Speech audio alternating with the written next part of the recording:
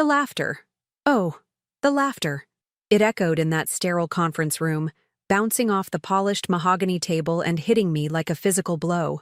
Scott, my husband of 13 years, was leaning back in his chair, a smirk plastered across his face, his eyes glinting with a mix of amusement and absolute certainty. He thought this was a joke. He truly believed I was bluffing, that I was incapable of pulling the trigger on our marriage. Divorce? He chuckled, a sound that grated on my nerves like fingernails on a chalkboard. Alara, darling, don't be ridiculous. Where would you even go? What would you do? You wouldn't last a week without me. His voice, usually so charming and persuasive, was laced with a condescension that made my stomach churn. For 13 years, I'd heard that tone.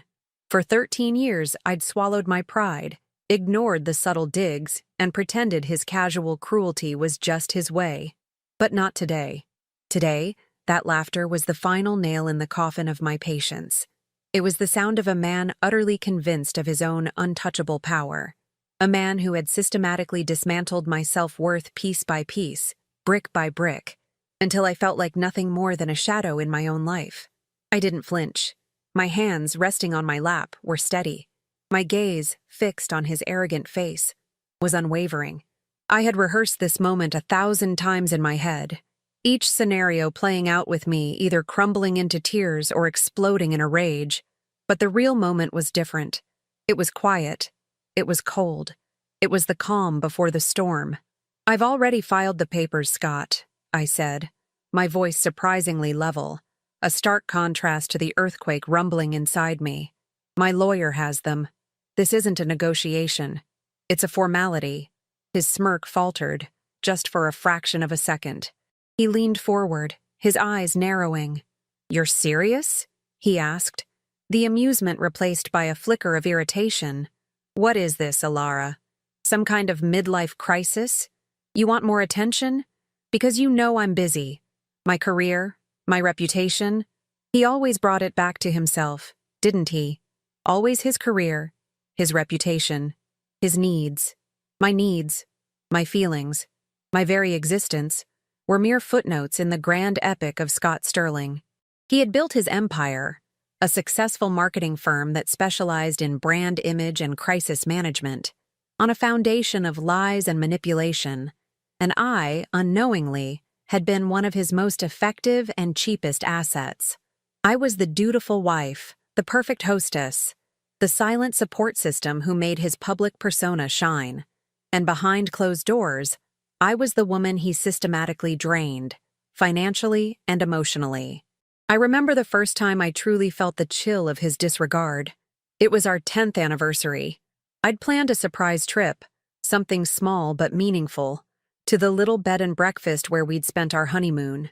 I'd spent weeks saving, coordinating, dreaming of rekindling something that felt like it was fading.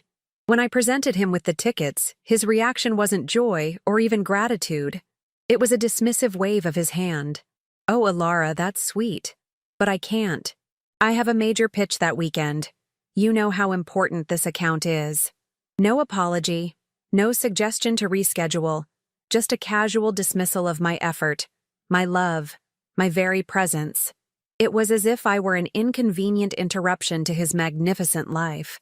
That was just one drop in an ocean of subtle slights. The way he'd introduce me at parties. "This is Alara, my wife. She handles the house." As if my entire existence revolved around dusting and cooking, never mind my own degree in literature, my passion for writing, or the small online business I'd tried to launch, which he'd subtly sabotaged with 1,000 little criticisms until I'd given up. He saw me as an extension of his perfect life, a silent decorative accessory. He didn't see the woman who had stood by him through his early struggles, who had worked 2 part-time jobs to support us while he built his firm, who had believed in his dreams even when they seemed impossible.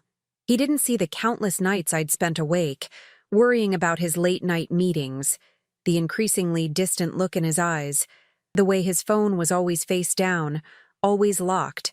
The tension in the room thickened. Scott's lawyer, Mr. Davies, a man whose face was as smooth and unreadable as a river stone, cleared his throat. "Mr. Sterling, Perhaps we should review the documents Ms. Vance has provided. Scott finally looked at me, a flicker of genuine confusion in his eyes. He must have expected tears, pleas, a dramatic scene. Instead, he got a woman who looked like she was ordering coffee. That, I realized, was what truly unnerved him. My calm, my lack of emotion. It was a language he didn't understand. "Documents?" he scoffed, but there was a new edge to his voice, a hint of something akin to unease. "What documents?" I reached into my oversized tote bag, the one I usually carried my laptop and notebooks in, and pulled out a thick, cream-colored envelope. It wasn't a legal brief, no official stamps or intimidating seals. It looked like a personal letter, perhaps a sentimental one. That was part of the design. I slid it across the table, pushing it gently until it rested directly in front of him. "Everything you need to know," I said, my voice still steady, almost a whisper, "and everything you've tried to hide."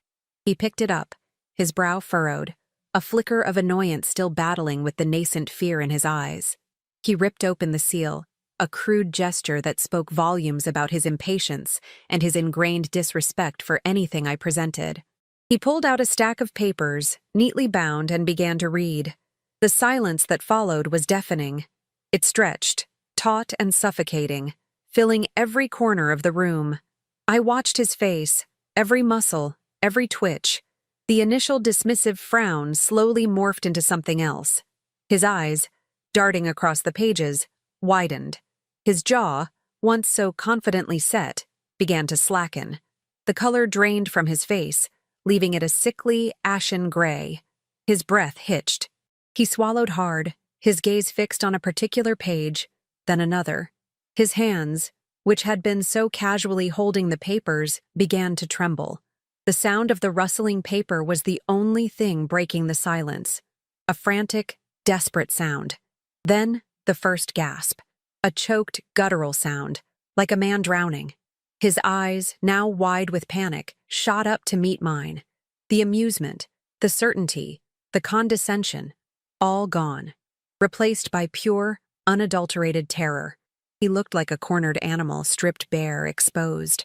"No," he whispered, his voice hoarse, barely audible. "No, you can't. You can't do this." But I could, and I would. The game, I knew, had just begun, and for the first time in a very long time, I felt a surge of something akin to power. It wasn't about destroying him, not really. It was about reclaiming myself, and watching the color drain from his face, seeing the fear in his eyes, was, I admit, a rather satisfying bonus. The first lie, the one that truly broke something inside me, wasn't even about another woman. It was about money. Scott had this uncanny ability to make me feel like I was financially illiterate, a child who couldn't possibly grasp the complexities of our shared accounts. He handled everything, of course. "It's easier, darling," he'd purr. "You worry your pretty little head about, well, whatever it is you do." What I did, for the record, was manage our household, volunteer at a local animal shelter, and try to maintain some semblance of a social life, all while quietly nursing the growing suspicion that something was fundamentally wrong. He'd always controlled the purse strings, even when I was the one bringing in a steady income from my freelance writing before his firm took off. He'd frame it as protection, a way to shield me from the boring bits. But it was control. Absolute, suffocating control. He'd give me an allowance, a meager sum that barely covered my personal expenses, and then subtly criticize me for any extravagance. "A new pair of shoes? Do you really need those, Alara? We're saving for the new wing on the house. A coffee with a friend? Are you sure you can't just make coffee at home? Every penny counts." Meanwhile, he was flying first class, dining at Michelin-starred restaurants, and buying expensive watches for himself. The real betrayal, the one that made my stomach clench with a cold dread, began subtly. It was a credit card statement, accidentally left on his desk. Not mine, but one with my name on it. A supplementary card I rarely used. The charges weren't mine. Lavish dinners, high-end jewelry, weekend getaways to resorts I'd never heard of. My heart pounded in my chest as I scrolled through the dates. They coincided with his business trips. Trips he'd always insisted were grueling, solitary affairs. I confronted him, of course. He laughed just like he did today. "Alara, don't be absurd. Those are client expenses. You know I entertain clients. Sometimes they bring their wives, and I have to be hospitable." He'd flash that dazzling smile, the one that had once captivated me, and I'd want to believe him. He was a master of gaslighting, making me doubt my own sanity. "You're imagining things. You're being paranoid. Are you feeling okay, darling? Perhaps you need a little vacation." He'd turn it around, making me feel guilty for even questioning him. But the seed of doubt had been planted, and it began to grow, watered by every late-night call he took in another room, every evasive answer, every sudden cancellation of our plans because of an urgent meeting.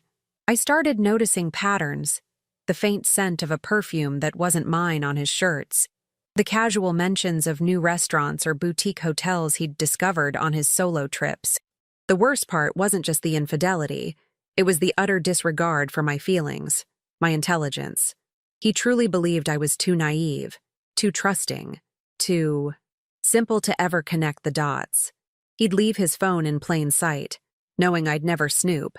He'd talk about his female colleagues with a casualness that bordered on disdain, as if to imply they were utterly uninteresting to him. It was a performance, a carefully orchestrated charade designed to keep me in the dark, to keep me compliant. I remember one particularly humiliating incident. We were at a charity gala, one of Scott's big networking events. He was schmoozing as usual, and I was making polite small talk with a group of wives. One woman, a vivacious blonde in a stunning red dress, approached Scott, her hand lingering on his arm a little too long. "Scott, darling," she cooed, her voice dripping with familiarity. "That presentation last week was simply divine. You truly are a genius." Scott, ever the smooth operator, just smiled, a little too widely. "Ah, Jessica. Always a pleasure. So glad you enjoyed it." He didn't introduce me. He didn't even glance my way. He just kept talking to her, his back half turned to me, effectively making me invisible. I stood there, a silent, awkward appendage, feeling the eyes of the other wives on me, a mixture of pity and knowing glances. It was a public dismissal, a blatant declaration that I was irrelevant. That night, I cried myself to sleep, not just for the infidelity, but for the profound loneliness, the feeling of being utterly discarded by the person who was supposed to be my partner, my protector. I had given him my youth, my energy, my unwavering loyalty. I had supported his ambitions, sacrificed my own, and believed in his vision. And in return, I was a ghost in my own home, a financial pawn, and a convenient prop for his public image. The trigger phrase, the one that echoed in my mind constantly, was a silent scream. I gave him everything, and he discarded me like nothing. It wasn't just the money or the time or the emotional labor, it was my very essence. He had taken it all, chewed it up, and spit it out, leaving me feeling hollowed out, worthless. The pain was a constant companion, a dull ache that never truly subsided. It was the pain of a broken promise, a shattered dream, and the crushing realization that the man I loved, the man I had built a life with, saw me as nothing more than a disposable asset. But even then, amidst the despair, a tiny spark ignited, a spark of cold, hard resolve. I wouldn't be discarded, not anymore. The shift wasn't a sudden explosion of anger, but a slow, simmering burn. It began the day after the gala, when I woke up with a dry mouth and a resolve that felt like granite. I looked at myself in the mirror, really looked. My eyes were puffy, my face pale, etched with a weariness that went bone deep. I saw a woman who had been systematically diminished, her spirit dimmed. And in that moment, something clicked. The pain, the humiliation, the feeling of being invisible, it all coalesced into a singular, powerful force. Strategy. I didn't explode. I didn't confront him again. I became a ghost myself, but with a purpose. I started observing. I listened more, spoke less. I paid attention to the little things Scott did, the habits he thought were innocuous. His phone, always locked, but sometimes left charging on the kitchen counter while he showered. His laptop, occasionally left open on a financial spreadsheet. His casual conversations with his assistant, filled with coded language about client entertainment and off-site meetings. My first move was subtle. I started educating myself. I devoured books on forensic accounting, on digital privacy, on divorce law. I spent hours online, learning about hidden assets, shell corporations, and the legal implications of marital misconduct. It was like learning a new language, one that spoke of betrayal and deceit, but also of power and leverage. The more I learned, the more the pieces of Scott's elaborate puzzle began to fit together, revealing a much darker picture than I had ever imagined. I discovered that Scott wasn't just having affairs, he was using company funds, and even some of our joint savings, to finance his lavish lifestyle with these other women. He'd set up dummy corporations, ostensibly for consulting services, but in reality, they were conduits for siphoning money for his personal indulgences. He'd even taken out loans in my name, without my knowledge, leveraging our assets for his own clandestine ventures. The sheer audacity of it left me breathless, but also strangely calm. It was no longer just about a broken heart. It was about blatant financial fraud. I knew I couldn't do this alone. I needed an ally, someone discreet, professional, and utterly trustworthy. I remembered a conversation I'd had years ago with an old college friend, Clara, who had left her high-flying corporate job to become a private investigator specializing in financial fraud. We hadn't spoken in years, but I took a chance. I sent her an email, vague enough not to raise suspicion, asking if she was still in the business of finding lost things. Her reply was immediate. Always. What's missing, Alara? Clara became my silent partner in this clandestine operation. She was a whirlwind of efficiency, a woman who moved with the quiet precision of a predator. She taught me how to install discrete monitoring software on Scott's backup devices, how to recover deleted files, how to track digital footprints. She introduced me to a forensic accountant, a stern, bespectacled woman named Ms. Albright, who could sniff out a fraudulent transaction from a mile away. Together, we built a case, piece by painstaking piece. I started keeping a detailed journal, not of my emotions, but of facts. Dates, times, names, when I could get them. Financial transactions, email exchanges, text messages, every suspicious hotel bill, every unexplained cash withdrawal, every late-night phone call. I became a meticulous archivist of his deceit. I learned to copy documents, to take screenshots, to back up data to a secure cloud server that Scott would never find. I even started recording some of our conversations, particularly when he was being evasive about money or his whereabouts. It felt cold, calculating, almost alien to the woman I used to be. But the old Alara was gone. This new Alara was a strategist, a survivor. There was one particularly critical piece of evidence that I stumbled upon purely by accident, a stroke of dark luck. Scott had a safe deposit box, one he'd always kept secret, claiming it was for sensitive client documents. One day, while he was out of town, he called me in a panic. He needed a specific file from his home office safe, a file he said was critical for a last-minute presentation. He gave me the combination, something he had never done before. When I opened it, nestled among his business papers, I found a small unsealed envelope. Inside were copies of a prenuptial agreement, one I had never seen and certainly never signed, that purported to waive my rights to any of his assets, and a series of forged signatures, clearly meant to be mine, on various financial documents.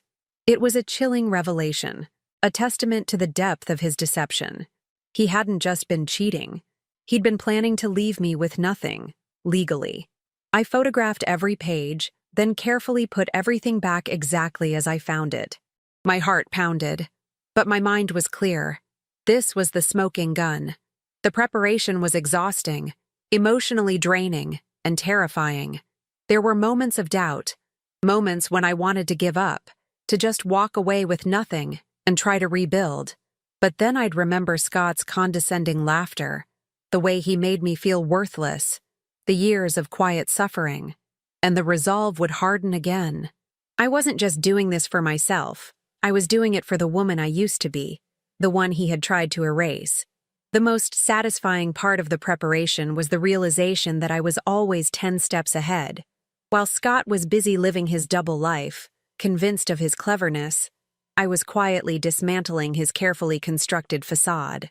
He thought he was untouchable, a master manipulator, but he had underestimated the quiet woman he had tried to break. He had underestimated my capacity for patience, for meticulous planning, and for a cold, unwavering resolve. The pain hadn't broken me. It had forged me into something stronger, something sharper. And now, armed with a mountain of irrefutable evidence, I was ready to deliver the final blow. The air in the conference room was thick, almost suffocating. Scott, still reeling from the initial shock of the envelope, was now frantically flipping through the pages. His face, once so confident, was a mask of disbelief and dawning horror. Mr. Davies, his lawyer, leaned over, trying to get a glimpse of the documents. "What is this, Alara?" Scott choked out, his voice rising in pitch. "What have you done?" I watched him, a strange calm settling over me. It was the calm of a surgeon before an intricate operation, every move precise, every word measured. "It's simply a comprehensive overview, Scott," I replied, my voice devoid of emotion, "of our 13 years together, or rather, your 13 years of extracurricular activities and financial innovations." He found the section on the forged documents, the fabricated prenuptial agreement. His eyes bulged. This is impossible. These are lies. You forged these," he shrieked, his composure completely dissolving. His voice was no longer a chuckle, but a desperate, raw cry. "You can't do this! You can't! My career! My reputation! This will destroy me!" Mr. Davies finally managed to grab a few pages. His own face, usually impassive, now showed a flicker of alarm. He saw the bank statements, the detailed logs of hotel stays, the receipts from high-end boutiques, all cross-referenced with dates and names. He saw the forensic accountant's report, detailing the shell corporations and the diverted funds. And then, he saw the copies of the forged signatures, complete with expert analysis proving their inauthenticity. "Scott," Mr. Davies said, his voice low and urgent, "we need to talk. Now." But Scott wasn't listening. He was on his feet, looming over the table, his eyes wild. "Alara, please. We can fix this. This is a mistake. Think about what this will do. My clients, my investors, everything I've built." He was pleading now, his voice cracking, the arrogance replaced by abject terror. The man who had laughed at my pain was now begging for mercy. It was a sight I had dreamed of in my darkest moments, and it was even more potent in reality. "You should have thought about that, Scott," I said, my voice cutting through his panic like a scalpel. "When you were taking out loans in my name without my knowledge. When you were siphoning off our joint savings to fund your other life. When you were forging my signature on documents that would have left me destitute." I paused, letting my words sink in. "You thought I was too stupid to notice, didn't you? Too naive to understand what you were doing. Too weak to fight back." A faint, almost imperceptible smile touched my lips. "That was your biggest mistake." I reached into my bag again, this time pulling out a single, pristine white envelope. "This," I said, sliding it across the table, "is the proposed settlement. It's fair. It's equitable. It ensures I am compensated for the financial damage you've inflicted, and that I retain my rightful share of the marital assets, as well as the intellectual property you tried to claim as solely yours." Scott stared at the envelope, then back at the stack of damning evidence. His chest heaved. He looked from the documents to me, then to his lawyer, who was now shaking his head almost imperceptibly. The message was clear. There was no way out. The evidence was overwhelming. "Sign it, Scott," I said, my voice firm. "Or this entire dossier, complete with the forensic reports and the sworn affidavits from the private investigator, goes directly to the authorities. And to the press. I assure you, your reputation won't survive that." His face contorted in a silent scream. He wanted to lash out, to deny, to fight. But he was cornered. He knew it. The man who had always been so meticulously in control, so adept at spinning narratives, was now utterly exposed. His carefully constructed facade had crumbled, revealing the pathetic, desperate man beneath. He looked at Mr. Davies, a desperate plea in his eyes. His lawyer, a pragmatist if nothing else, gave him a curt nod. "Scott," he said, his voice flat, "I advise you to consider Ms. Vance's proposal very carefully. The evidence here is substantial." Scott's shoulders slumped. The fight had drained out of him, replaced by a chilling realization of his impending downfall. The man who had laughed at me, who had dismissed me, who had systematically tried to erase me, was now utterly at my mercy. And I, for the first time in a very long time, felt a profound sense of triumph. Not a vengeful, destructive triumph, but a quiet, powerful reclaiming of my own life. The battle wasn't just won, it was decisively over, and I had emerged, not unscathed, but undeniably victorious. The months that followed were a blur of legal proceedings, but the outcome was never in doubt. Scott signed the settlement agreement, his hand trembling as he affixed his signature. The terms were exactly as I had outlined: a significant portion of the marital assets, compensation for the diverted funds, and a clear separation of our professional interests. He avoided public humiliation, but his career took a significant hit. The whispers started, the subtle shifts in client loyalty, the sudden lack of high-profile invitations. His carefully cultivated image, though not publicly shattered, began to fray at the edges. He was no longer the golden boy, he was merely Scott Sterling, a man whose personal life had become a liability. For me, the divorce wasn't just a legal document, it was a declaration of independence. The moment the judge's gavel fell, a weight I hadn't realized I was carrying lifted from my shoulders. It wasn't an immediate magical fix.